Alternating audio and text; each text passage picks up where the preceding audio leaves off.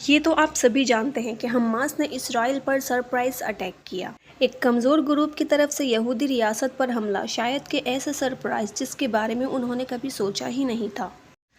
7 اکتوبر صبح 6:30 پہ جب زیادہ تر اسرائیلی اپنے گھروں میں سو رہے تھے کہ اچانک ایئر ریڈ سائرنز بجنے لگے اور کچھ ہی دیر بعد راکٹ برسنا شروع ہو گئے۔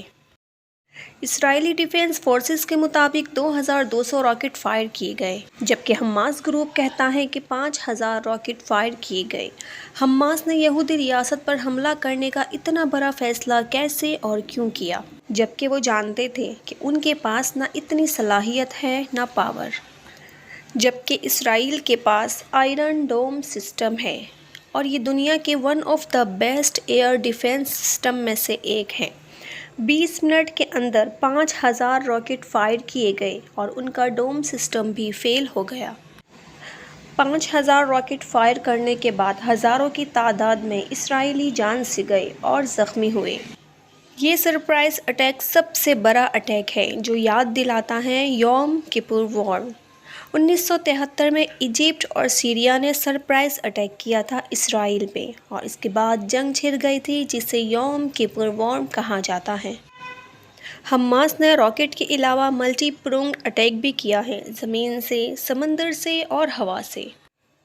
اسرائیل اور غزہ کے بیچ میں جو باؤنڈری وال ہے اسے بھی بلڈوزر کی ہیلپ سے گرا دیا گیا اور فلسطینی اندر آتے دکھائی دیے۔ اس حالیہ حملے کے بعد حماس نے ابتدائی طور پر اسے اسرائیلی فورسز کی جانب سے مسجد اقصیٰ کی بے حرمتی کا رسپانس قرار دیا۔ حماس نے غزہ کی ناکہ بندی اور ویسٹ بینک میں جاری اسرائیلی ظلم و بربریت کو بھی اس آپریشن کے جواز کے طور پر پیش کیا۔ اس کے بعد اسرائیل نے باقاعدہ اعلانیہ فضائی حملوں کا سلسلہ شروع کیا۔ اب تک کی رپورٹ کے مطابق دونوں گروپوں میں ہزاروں کی تعداد میں لوگ جان کی بازی ہار گئے۔ غزہ میں زیادہ تر عام شہری جان کی بازی ہار گئے۔ 2.5 لاکھ سے زیادہ لوگ بے گھر ہوئے، ان کی خوراک اور پانی کی سپلائی کو بھی معطل کر دیا گیا۔ اسرائیل نے جو حملہ کیا اسے آپریشن آئرن سورڈز کا نام دیا گیا ہے۔ اسرائیل نے غزہ میں ڈرون اسٹرائیک بھی لانچ کیے۔ اسرائیل کے انرجی منسٹر نے ایک آرڈر سائن کیا کہ غزہ میں بجلی کی سپلائی بھی کاٹ دی جائے۔ کہا جاتا ہے کہ آدھے سے زیادہ بجلی اسرائیل مہیا کرتا ہے۔ اسرائیل کے پرائم منسٹر کا کہنا ہے کہ غزہ کو اس اٹیک کی بھاری قیمت چکانی پڑے گی۔ کچھ لوگ کہتے ہیں فلسطین کا صفایا ہو جانا چاہیے اور اسرائیل کو سپورٹ کرتے ہیں۔ کیا فلسطین کو اپنی زندگی جینے کا حق نہیں؟